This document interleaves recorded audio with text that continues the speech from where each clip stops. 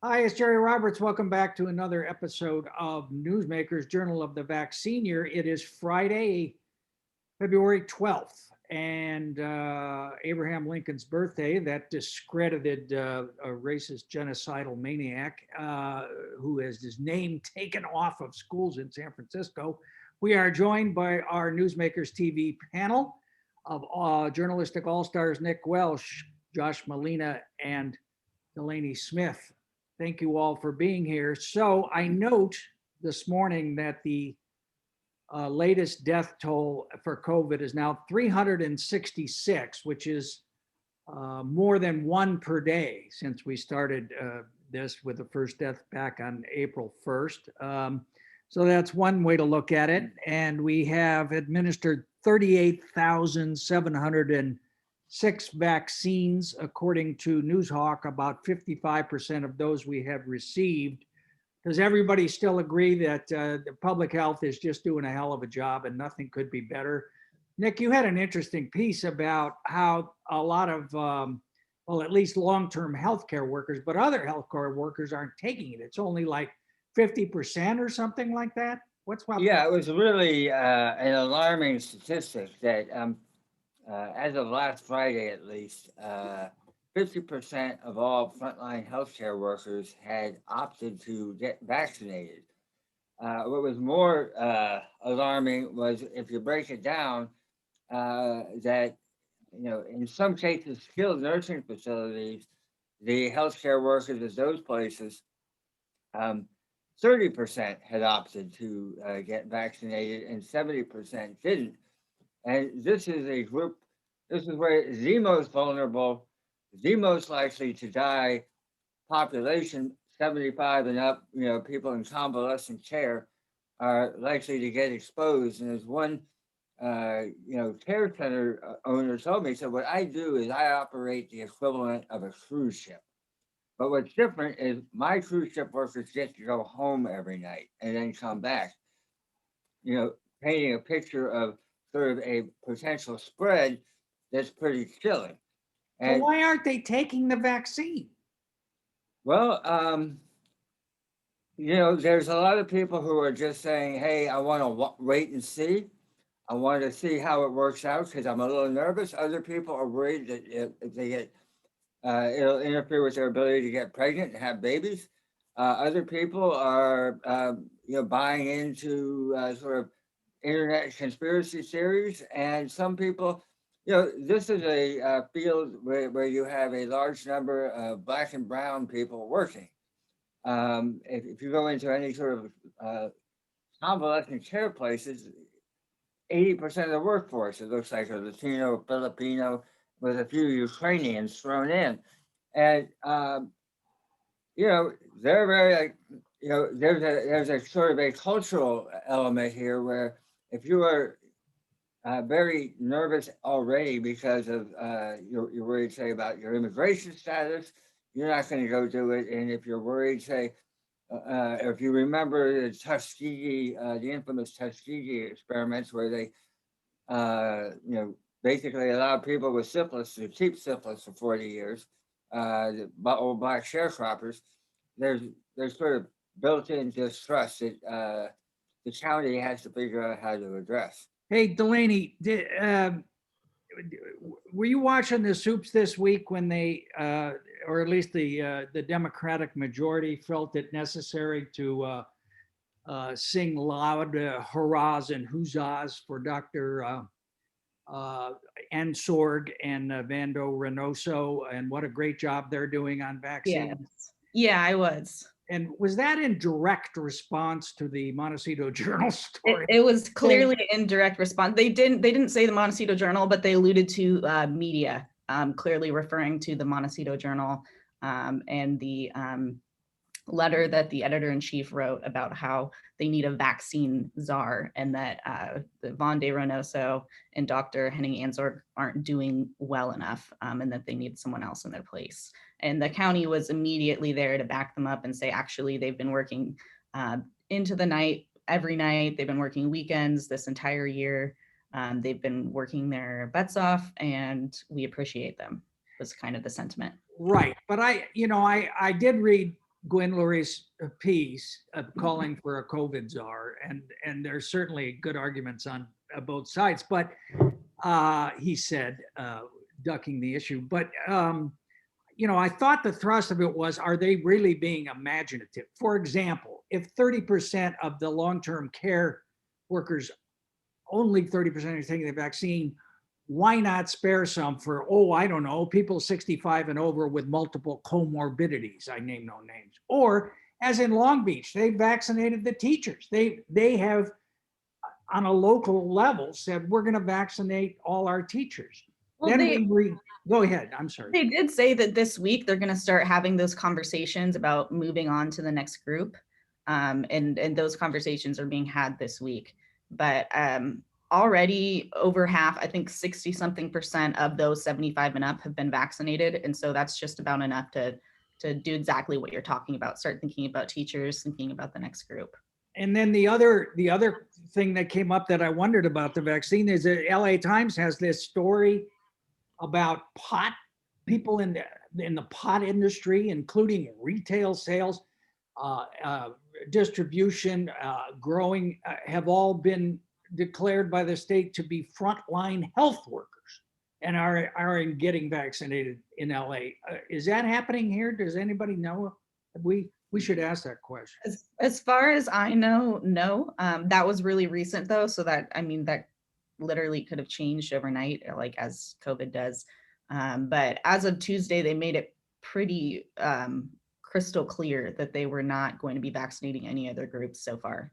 Yeah, no, the only reason is way down in the LA Times story, it says that Gavin Newsom, he of the best friend, the pot lobbyist, that they have identified pot workers as frontline medical workers. So we'll leave that for now. But so Josh, a lot of talk and action and things going on with the schools and vaccinations and who's going back.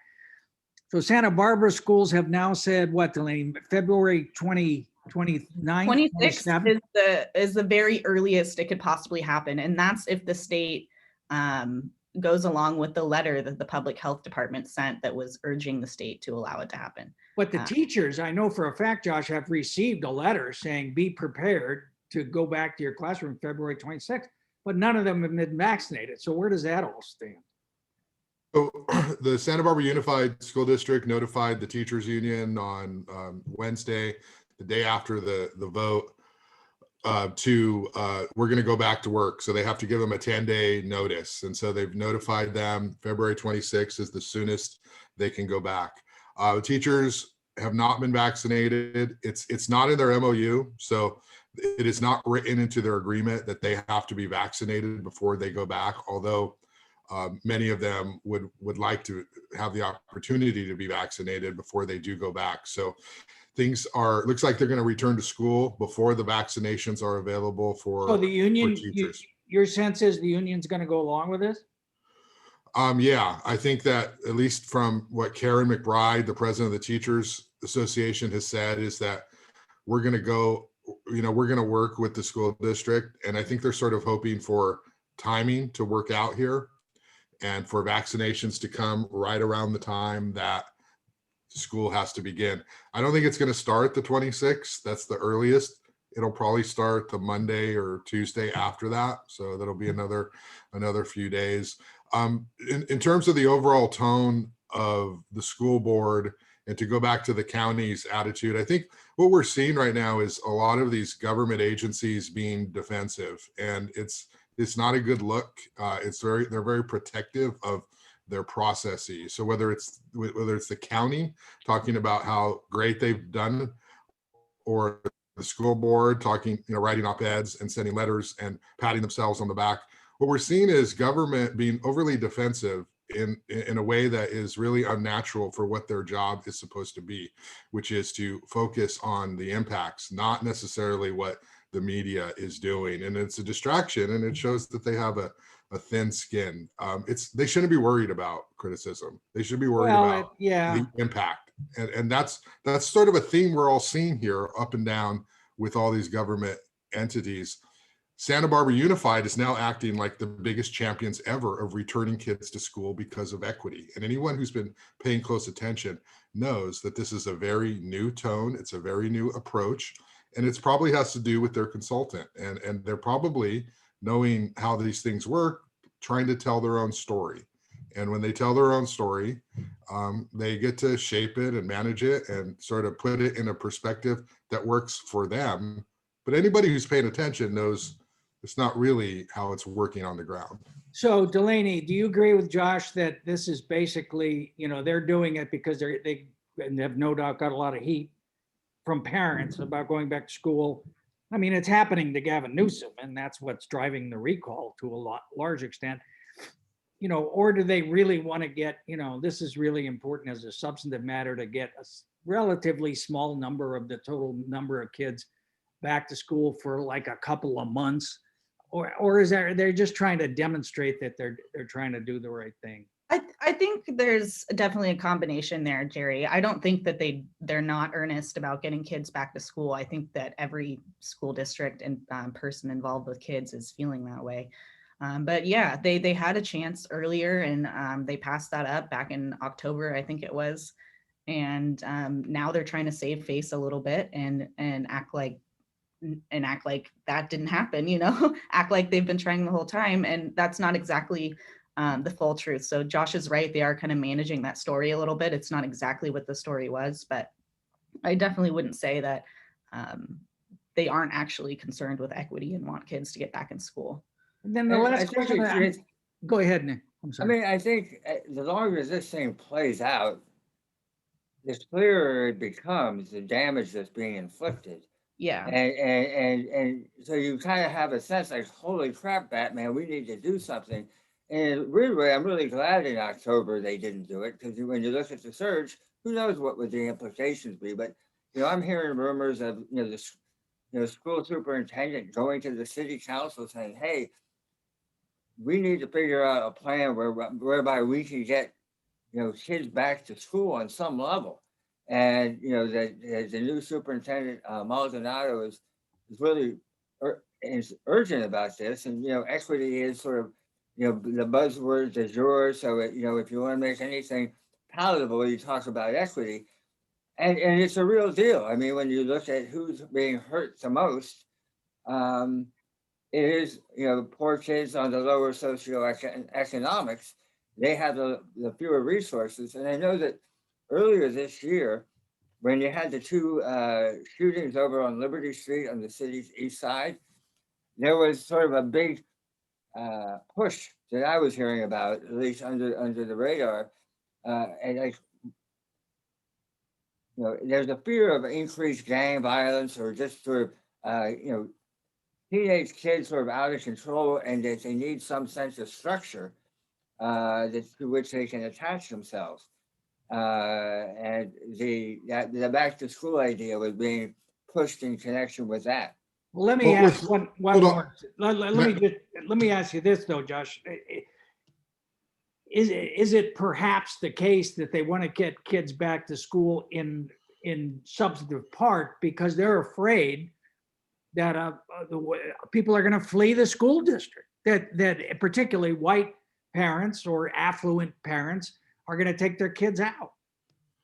Well, with all due respect to Nick, who's a billion times better reporter than I am, he hasn't been in the school board meetings like Delaney and I have been, and like his perspective of that is hindsight is 2020.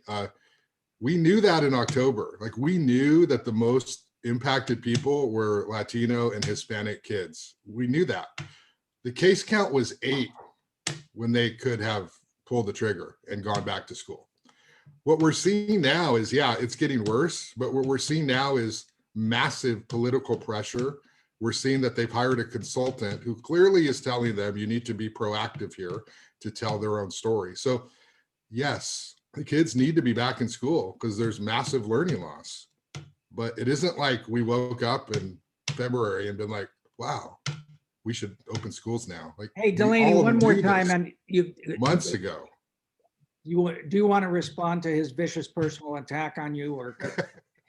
Yeah, I mean, I get it. I wasn't there, So I'm here, I'm looking at the elephant from a completely different perspective, which is definitely City Hall centric, and it kind of emerged out of the shootings. But I mean, it's one thing to know something in October, and it's another thing in December and January. After those months, time takes a toll, and the cumulative weight of reality shifts your perspective in a fundamental level. And I just think the exhaustion level that everybody is feeling from this is having a bearing in terms of the outcome of decisions. Hey, Delaney, forgive me, I'm old and both my short-term and long-term memory are shot, but could you just reprise again what the cases per 100,000 is, where we are, and what supposedly we need to be to go back to school? Where we are, as of Tuesday, we are at about 35 per 100,000. And where we need to be for elementaries to reopen is 25. Where we need to be for middle and high schools to reopen is 7. And they have sent this letter to the state via the public health department saying, even though we're not at 25, can you let us go back? Is that correct? Yes, and they asked for a response within 7 days. So we'll be hearing back in less than a week. It could go either way, but the thing is that even if the state says no, which they very may well do, they've said no to us many times when we've asked for exceptions. The average case rate is dropping so much. I mean, it was in the 40s just a few weeks ago, and now it's in the 30s. And so we're getting so close to 25 that even if they say no, I still see us opening like mid-March. Well, it'll be interesting to see if there's a Super Bowl bulge. That's a good point. That is a really good Well, point. it's also a 4-day weekend to this weekend. And Yeah. I mean, there's sources who are like telling me, oh, I'm gone, I'm traveling, I'm out of town. Like, so we don't know what things are going to look like. I think the conversation we'll be having on the show in a month or 2 months from now is going to be whatever happens when they go back to school. And were there cases? Were there more cases? The schools that have gone back locally have been smaller, so we don't have apples to apple comparisons here. Well, and just a program note, I mean, Bishop Diego started online, went back, had to go back to online. Then after the holiday, went back to classroom learning. And yesterday, suddenly in the morning, they had a case and, they hadn't done all the contract. They shut it down again for at least 2 weeks. So one wonders, whether it's better to just stick with one form or to go in and out and so on, which is, certainly a risk if the public schools go back. All right. That's a good point. I think it depends on how small the school is though, Jerry. Because if you look at bigger districts like Carpinteria Unified that's been open since October, they haven't had to shut the whole district down because of cases. Maybe like one classroom, but just one classroom at a time. Yeah, and I also don't think that the thing about the teachers union is a settled issue. I think there's going to be a number of older members of the union, teachers union, are saying, no way am I going back. But well, like Karen McBride said, she said it'll get real fast if you decide to go back without vaccines. I mean, we're going to have subs. They've hired what did she subs. mean by that?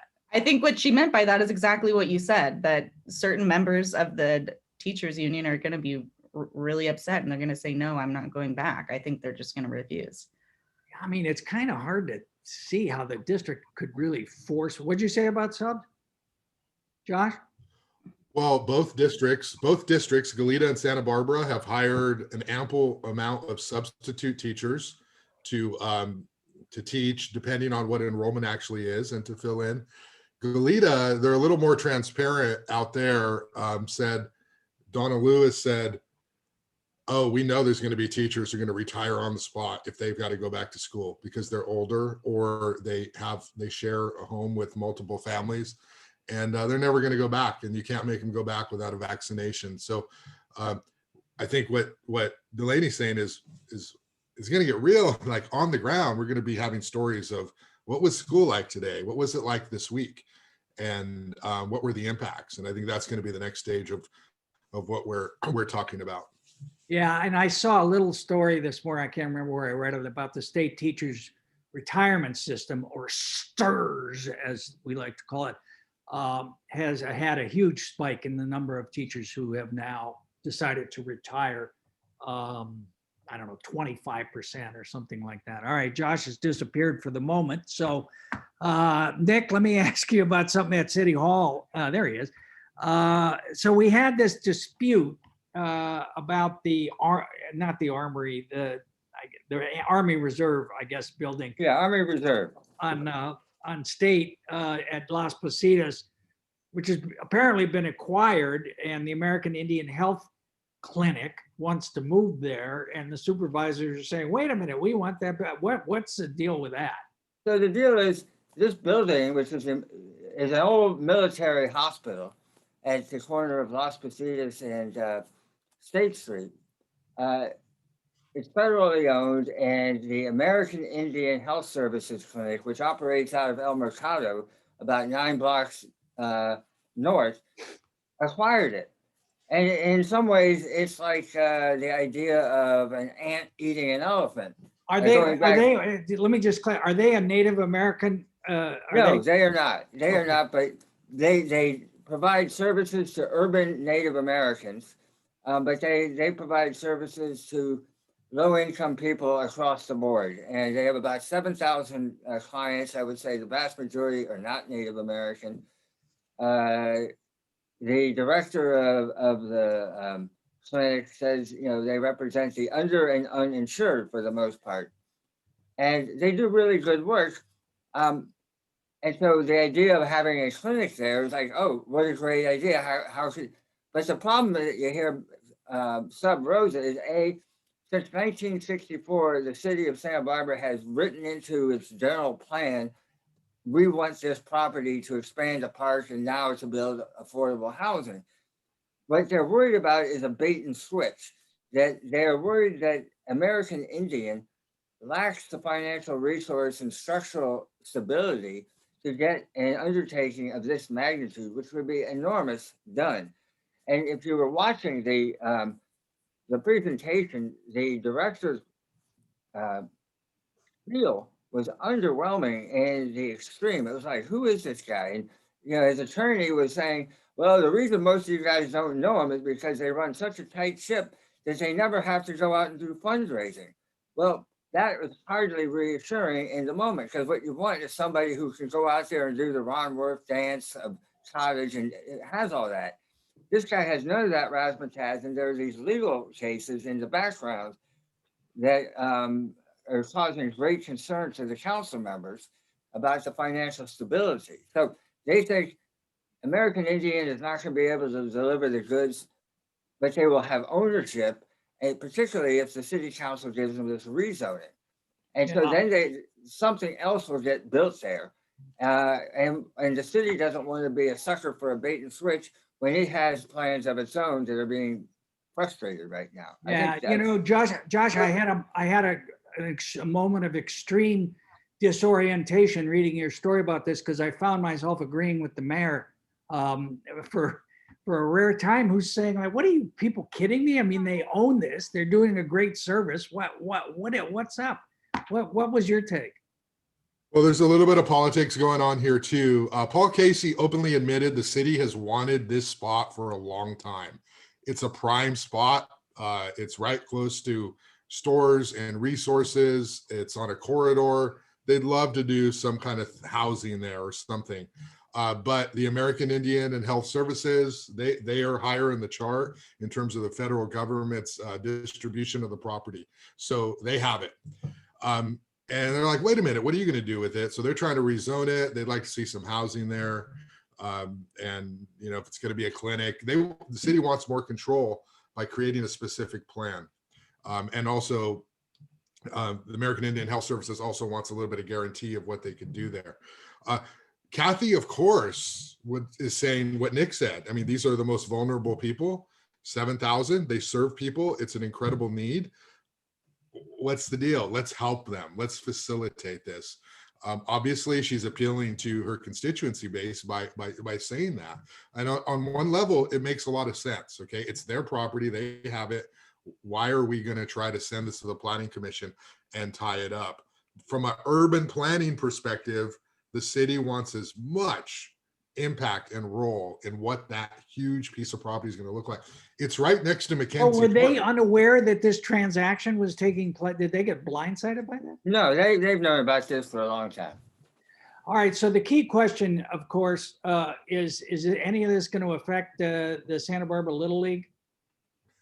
That is the I don't key think so. question. I Okay, think this is gonna take a long time, and all your grandchildren will be in college by the time it's worked out. For the record, Jerry, that's Pony League and that's not Little League by a well, long. you know what I mean. You know, well, no, the Little League plays there too. Okay, all right, real quick, around the horn here. Delaney, really interesting story on Thoreau Charter School in this week's paper.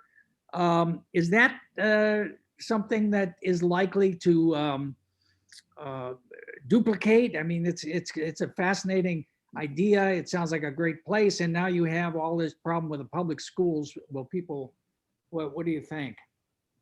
You know, when it first was presented to the board about a month ago, they seemed to like the idea. They did not seem opposed to the idea. Although, you know, in general, school districts are not so fond of charter schools because The kids teachers- obviously leave. There's the flight problem, and go to the charter schools. But board members, none of them really seem to be opposed to it. And there is a lot of support for it. There's hundreds of people in the community who've supported it.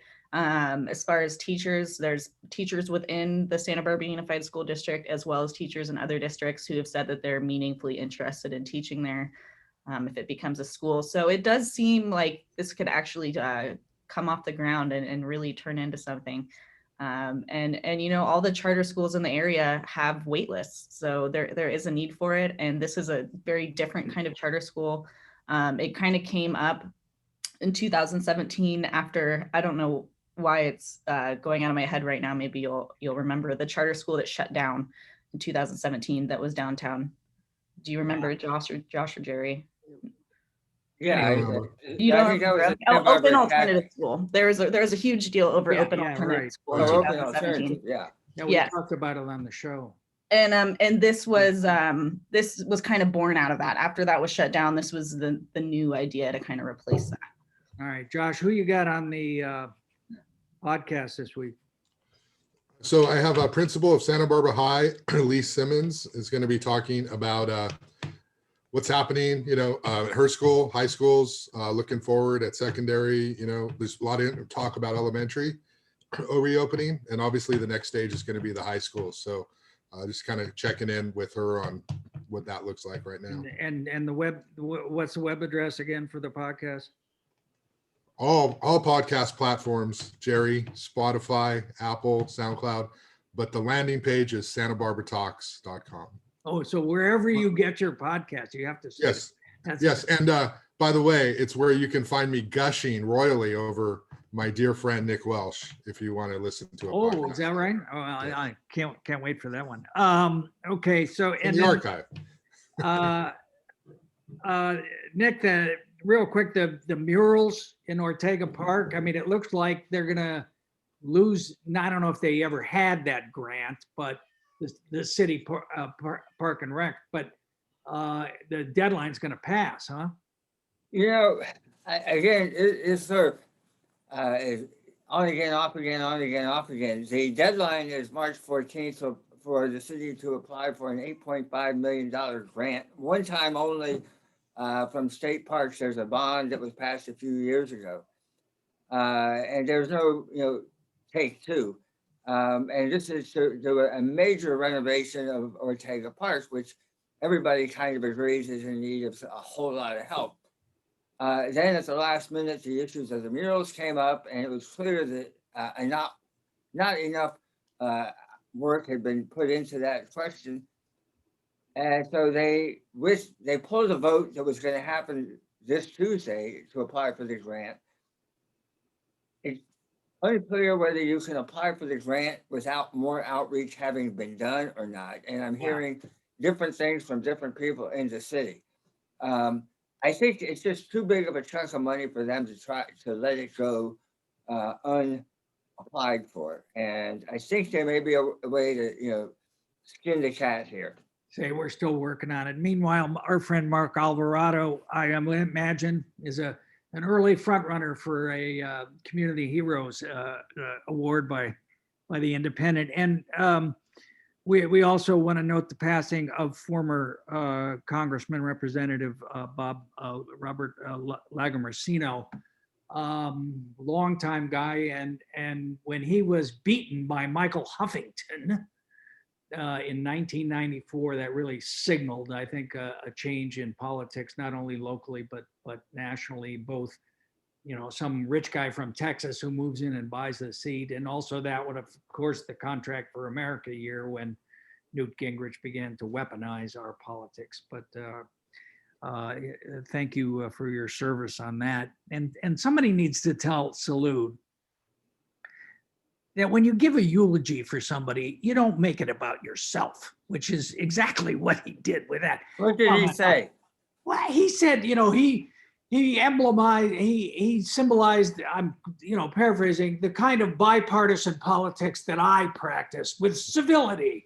And he had like one sentence about Lagomarsino, and then it was all about how he had really channeled Lagomarsino's best qualities and values. It was not well done. Well, it's funny because I've interviewed a couple of Lagomarsino's friends, because I'm gonna write a piece about it. And invariably the story is it becomes about them, and not about Lagomarsino. And he was like an old school politician who was considered totally unbeatable, very conservative Republican. But he was, somebody had told him when he first ran, answer every letter, respond to every phone call every day, and you'll be reelected. And that was sort of the approach that he took. I mean, he was famous for his constituent service. And if you got a Social Security check late, his staff was on it. All right. And Salud is like that. Okay. Salud is like that. And Huffington, who they got to beat him, he was, completely hostile and contemptuous of that kind of politics. Well, he just wanted the seat so he could run against Feinstein. And Yeah. That was a close race. Okay. All right. Thanks, everybody. Thanks, Nick and Josh and Delaney. We'll see you next time. Everybody, please stay safe out there. And let me know about the pot workers are all getting their vaccines. No, that's just so insane. All right. I'll talk to you. Thanks. Bye. Okay.